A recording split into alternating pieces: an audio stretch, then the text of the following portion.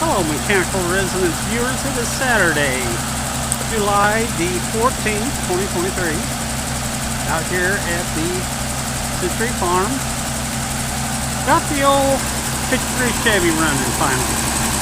This is the pickup in my pickup truck my parents bought back in 1950. It belonged to a custom cutter. They were coming through, the engine went out.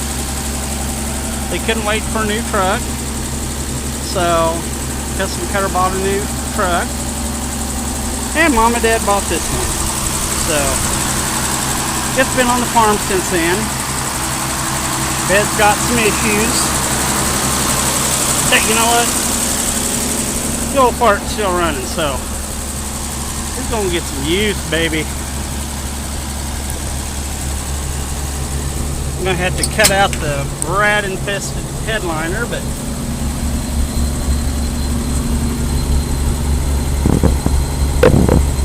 everything's good in the neighborhood. And we'll check back later.